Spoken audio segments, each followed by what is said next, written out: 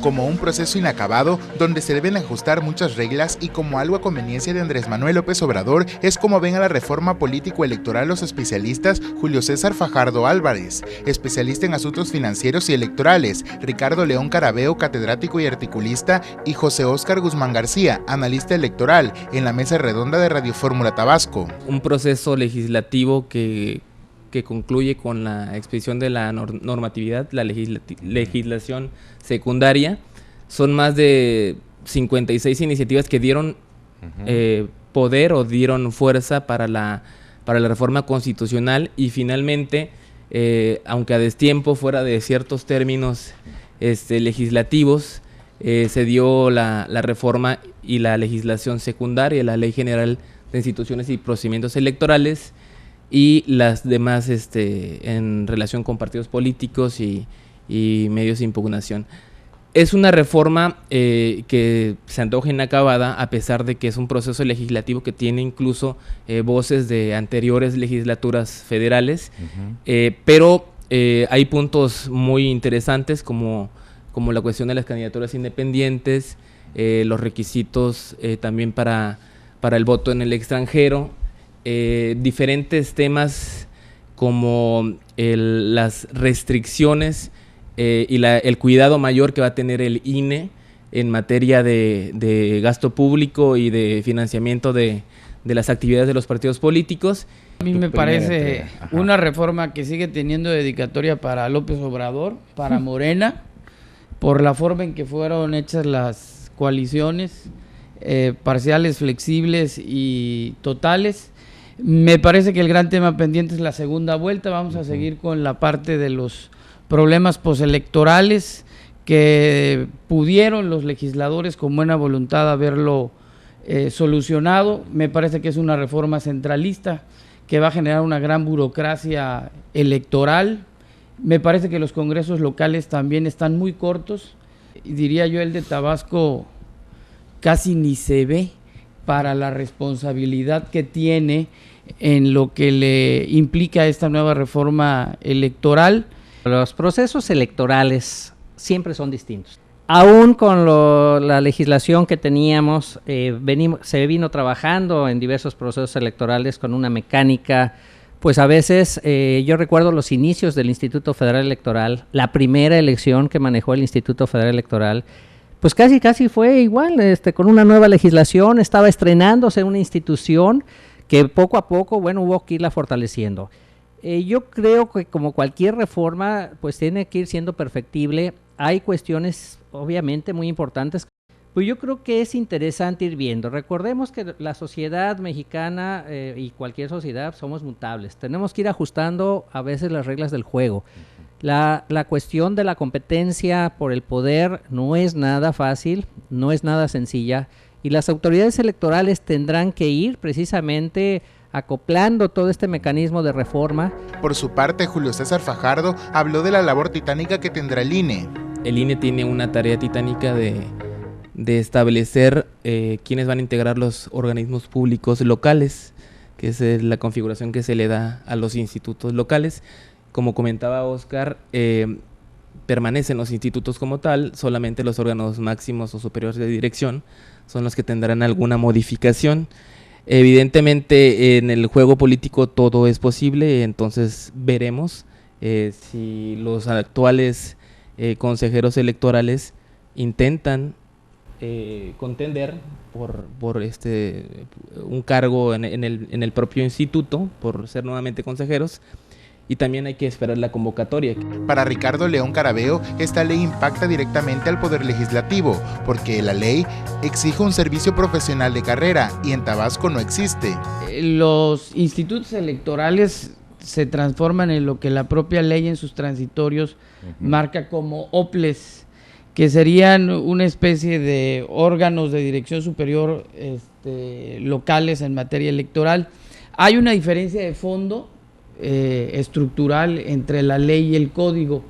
El código lo que trataba de hacer en la época en que surge, en 1991, con el voto, dicho sea de paso, el voto en contra del frente de la izquierda mexicana en ese momento en el Congreso, era aglutinar toda la normatividad en una sola disposición, por eso se le denomina código.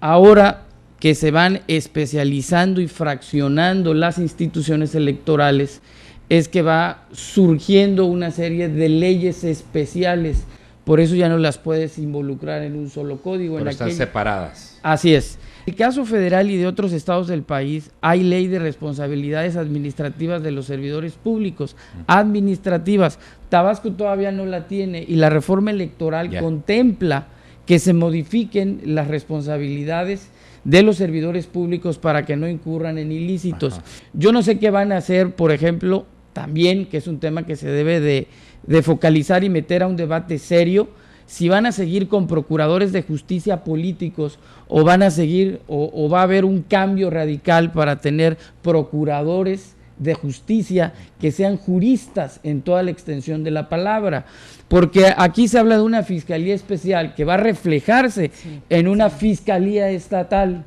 Entonces, estos son los grandes temas de fondo. La reforma electoral impacta también al poder legislativo, y el poder legislativo, dentro de las cosas que se impacta, dice, tiene que haber un servicio profesional de carrera. Aquí en Tabasco lo seguimos esperando.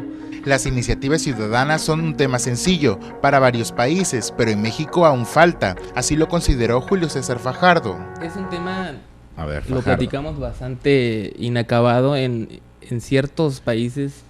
Iniciativa popular o iniciativa ciudadana, ¿no? Tiene el referente de que en países más avanzados en materia electoral, pues es prácticamente un acceso directo, un acceso más sencillo, sin menos complicaciones, sin menos trabas, requisitos, etcétera. Todavía no estamos muy bien en ese tema. La Constitución a nivel federal no quedó correcta. Falta también la revocación del mandato, que son otros tipos de control, de figuras. A nivel local se tendrá que modificar porque recientemente, hace un par de años hubo alguna serie de modificaciones, tanto en esa materia como en cuanto a la participación de los ciudadanos. Lo interesante ahora es el cómo van a resolver que ese tipo de iniciativas no solamente sean objeto de un proceso electoral, porque la iniciativa ciudadana o la iniciativa popular como tal no tiene que ser connotada al proceso electoral, sino que debe servir como una válvula de escape, un reflejo de lo que la ciudadanía necesita, ¿sí? Y que las asociaciones civiles o los personajes socialmente respetables y conocedores de la materia puedan sugerir algún cambio constitucional o legal que afecte y que beneficie al proceso social, ¿no? Hablaron de los nuevos tiempos electorales, de los cuales afectarán directamente los medios de comunicación. De acuerdo a la reforma y a la ley que ya se estableció a nivel federal, salió una cantidad de 48 minutos diarios, distribuidos principalmente, como decíamos hace un momento, en los horarios que tengan más audiencia, ¿no? Para que tenga una penetración en la ciudadanía. 2 o 3 minutos por cada hora, básicamente. Hora tienes que pasar precisamente 2 o 3 minutos. ¿Y qué es lo que tienes que pasar ahí? Pues información relativa a la plataforma, etcétera. ¿Y tienes que forzosamente? Forzosamente. Lo tienes que contabilizar todo al mismo tiempo y respetando los espacios, lo que quiere decir que tendrás que llevar una doble contabilidad, ¿no? La de los estatales, la de los federales, y bastante interesante. Yo no quisiera contar el tiempo de los medios de comunicación, pero... No, es una locura. No, el trabajo, hacer una continuidad en radio es una locura. Realmente requieres personal dedicado específicamente a eso. No todos los candidatos te dan, por ejemplo, un buen perfil de entrevista. No, bueno. Entonces, de repente estás con unos que casi ahí les va sacando una palabrita y otra palabrita, y otros que se van, ¿no? El otro tema vinculado a medios es el debate. Ahora va a ser obligatorio el debate. Interesante. Debates. Porque entonces mi derecho a expresar, a la réplica, a la dúplica, te digo, me dices, nos decimos, y deja de ser un debate. Porque en el debate debe ser más abierto y más fogoso y más intercambio. Claro, sí, sin tanto formato. Para finalizar, recomendaron no descuidar y trabajar más en esta reforma y en lo que trae consigo. Que la reforma, y lo ha dicho incluso el expresidente del Instituto Federal Electoral, Ugalde, la reforma no cumple, y la legislación aparte, no cumple con el objetivo de abatir los crecientes costos de la cuestión de los procesos electorales y de las campañas. Hay un tema particular que también es vigilar el financiamiento paralelo que existe en las campañas electorales. De repente hay el temor que con este poder tan amplio y esta apertura hacia candidaturas independientes pueda infiltrarse incluso el crimen organizado. Para que nos demos una idea, para presidente de la República se necesitará 1% del total de la lista nominal que sea distribuido en el total de 17 estados de la República. ¿Qué estás hablando de 800? 800,000 personas firmas. Ajá. Vas a tener tú como candidato que hacer una asociación civil. La asociación civil prácticamente va a estar custodiada y vigiladísima, como lo pretenden estar los partidos políticos. El diseño normativo que es cíclico, yo creo que el problema de Tabasco y de México es un problema de clase política sin clase. Entonces podrán venir muchas reformas, pero el punto toral es qué haces cuando el hombre por el que votaste para que fuera tu gobernante, tu presidente, tu diputado local, tu diputado federal, de repente se marea en el ejercicio del poder, ya no escucha, ya no oye. Ese es nuestro verdadero problema. No cómo llegas al poder, sino cómo se ejerce el poder. Entonces, creo que en cuanto a toda la mecánica y estructura jurídica para llegar al poder, está más revisada y las mañas entre toda la clase política se las conocen al derecho y al revés y de todos los partidos políticos. El punto toral, desde mi óptica, es al llegar al ejercicio del poder, cuáles son los contrapesos que va a tener el que lo va a ejercer, para que no se maree, para que sepa conducir un estado o un país. Informó para Radio Fórmula Tabasco, Abimael Méndez.